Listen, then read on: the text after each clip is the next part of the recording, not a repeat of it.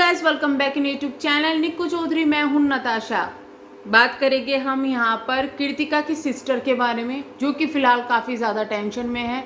Reason भी बताएंगे, साथ में कालू भैया के आखिरकार कालू भैया अचानक से गायब कहाँ हो गए, इसके बारे में बात करेंगे। तो चलिए वीडियो शुरू करते हैं। आपको पता होगा रिसेंटली अरमान मलिक की जो फैमिली है उनको काफ़ी ज़्यादा हेट मिल रहा है। जब से वो बिग बॉस घर के अंदर गए हैं उनको ऐसा लगा था कि शायद वो वहाँ से हीरो बन के आएंगे, लेकिन उन्होंने अपनी रहती सहती इमेज भी गिरा ली है। इतना ही नहीं, बिग बॉस हाउस के घर में जो विशाल के साथ में चीज़ें हुई हैं उसके बाद में इतना ज़्यादा हेट मिल रहा है। और उस हेट को अंदर अरमान मलिक को तो ये लग रहा है कि तुम शायद बाहर हीरो बन गए, लेकिन उनको शायद अभी अंदाज़ा नहीं है कि बाहर उनके लिए कितना हेट है। पर उस हेट को झेल रही है पायल। वो रोती हुई भी नजर आई और उनके चेहरे पर, उनकी वीडियोस में साफ ये दिखता है कि वो बहुत ज़्यादा इससे टेंशन में है। लेकिन पायल पर ही सिर्फ इसका असर नहीं पड़ा है, पायल के अलावा जितने भी उनके फैमिली मेंबर हैं उन पर भी असर पड़ रहा है, जिसका असर कृतिका की जो सिस्टर है उन पर भी पड़ा है। कृतिका की सिस्टर का अपना खुद का एक यूट्यूब चैनल है। उनकी जो मदर इन लॉ है, कृतिका की जो मम्मी है, उनका भी अपना खुद का यूट्यूब चैनल है। अब लोग उनको वहाँ पे जाके बहुत ज़्यादा हेट दे रहे हैं, क्योंकि पायल जब बिग बॉस हाउस के अंदर गई थी, पायल काफ़ी ज़्यादा इमोशनल दिखी थी, क्योंकि अरमान मलिक ने दूसरी शादी कर ली थी। बाहर वो हमेशा बोलती थी मुझे ज़्यादा प्रॉब्लम नहीं हुई, लेकिन अंदर जाके बहुत सारी चीज़ें उन्होंने ऐसी बोली जिससे पब्लिक का जो सुई थी वो पायल की तरफ घूम गई और लोग उनसे इमोशनली अटैच हो गए।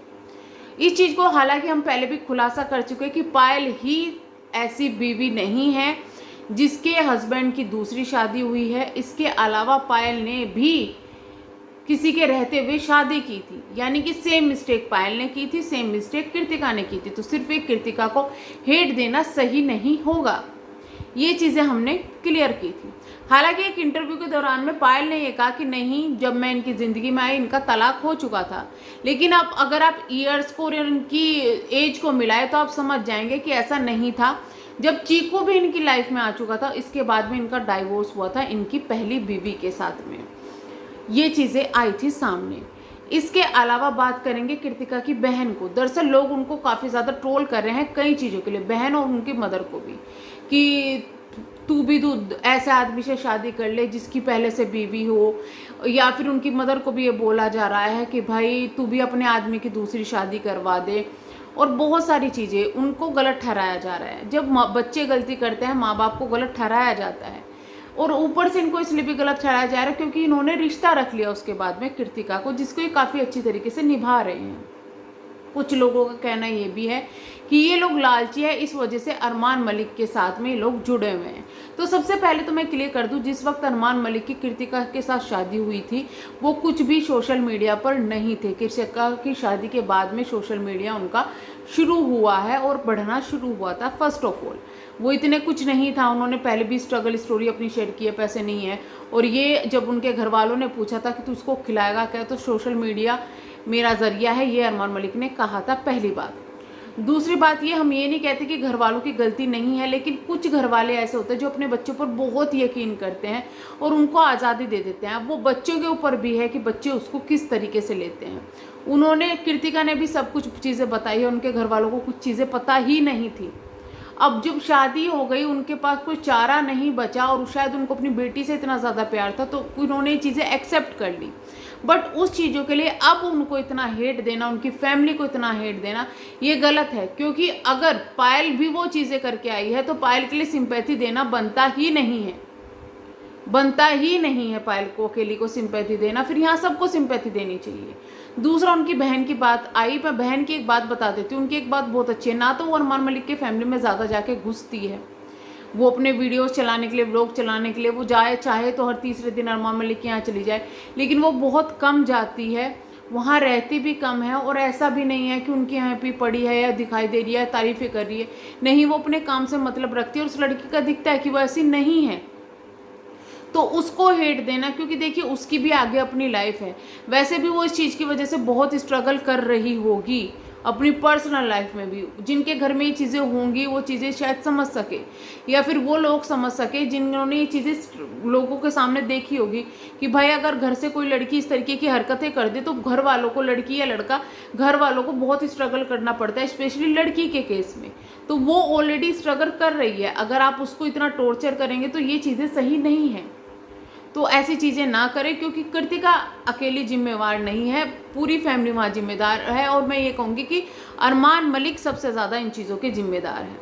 अब बात करते हैं दूसरी तरफ कि कालू भैया आखिर गए कहाँ, ये सवाल उठ रहा है।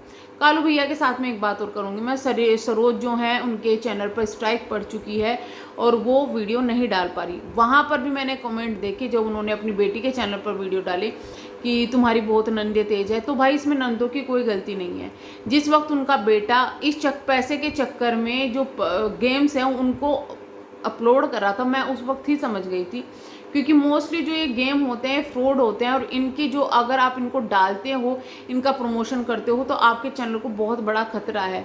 उन्होंने 2 ऐसी वीडियो डाली थी, 2 उनके ऊपर स्ट्राइक पड़ी होगी। पहली तो कम्युनिटी गाइडलाइन स्ट्राइक पड़ी होगी, वो 90 दिन में हट जाती है। अगर उससे पहले ही दूसरी भी पड़ जाए तो 7 दिनों के लिए चैनल आपका जो है बिल्कुल बंद कर दिया जाता है, उसमें कोई एक्टिविटी नहीं कर सकते आप। और अगर एक और पड़ जाए तो चैनल, गलती उनकी वहाँ पर हुई है, उन्होंने वहाँ पर गलती की है, उस गलती का खामियाजा यहाँ पर भुगतना पड़ा। इसे कहते हैं कि सोच समझ के थोड़ा करना चाहिए।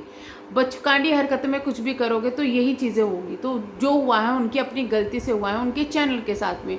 और ये सभी लोगों के लिए एक सीख है कि अगर आपने भी अपना चैनल बनाया है, आपको गेम के जो चैनल इस तरीके के प्रमोशन है वो आपको लालच देंगे, अच्छा खासा लालच देंगे, पर उनमें ना पड़े, क्योंकि ये आपके चैनल के लिए बहुत बड़ा खतरा है। अब इसके अलावा बात करेंगे कुलदीप भैया आखिर गए कहाँ। देखिए इस चीज़ पर 2 चीज़ें आ रही हैं।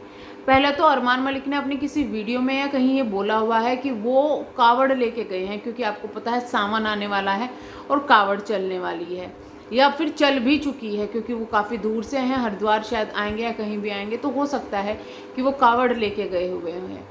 लेकिन अगर वो कावड़ लेके जाते तो इस चीज़ का जरूर आता, अरमान मलिक के किसी व्लॉग चैनल पर ज़रूर आता कि कावड़ लेके जा रहे हैं, क्योंकि वो एक एक चीज़ों का फ़ायदा उठाने में बहुत ज़्यादा माहिर है। अरमान मलिक के जाते ही कालू भैया थोड़े दिनों में गायब हो गए। पहले लोगों को लगा कि अपनी फैमिली के पास गए हैं, लेकिन जिस तरीके से फैमिली दिखाई दे रही है उससे ऐसे ही लग रहा है कि शायद उनको दोबारा से रिहैब में भिजवा दिया गया है, जो चीज़ें अभी देखने में लग रही है, लेकिन इसका कोई प्रूफ नहीं है। यानी कि या तो वो रिहैब में हो सकते हैं या फिर सच में कावड़ लेके गए हैं। लेकिन अगर वो कावड़ लेके गए हैं तो हो सकता है, अब कितने महीने हैं, लगभग 15-20 दिनों बाद वो ज़रूर दिखेंगे। लेकिन सवाल यही उठता है, अगर वो कावड़ लेके गए हैं और तो फिर इसका व्लॉग क्यों नहीं बनाया, इस चीज़ का जिक्र क्यों नहीं किया गया ज़्यादा, तो ये सवाल ज़रूर उठता है। और जो दूसरी बात ये, जिस वक्त कालू भैया गए थे उस वक्त अरमान मलिक फैमिली थी कहाँ पर, अपने बिग बॉस हाउस के अंदर। तो बहुत सारे सवाल यहाँ उठ रहे हैं, लेकिन सवाल यही है कि आखिर कालू भैया गए कहाँ, या तो रिहैब में या फिर कावड़ लेकर। लेकिन ज़्यादा उम्मीद हमें ये लगती है कि शायद उनको दोबारा से रिहैब में भिजवा दिया गया है। तो चलिए हम करते हैं वीडियो को एंड, मिलेंगे नेक्स्ट वीडियो में, तब तक के लिए bye bye, thank you so much.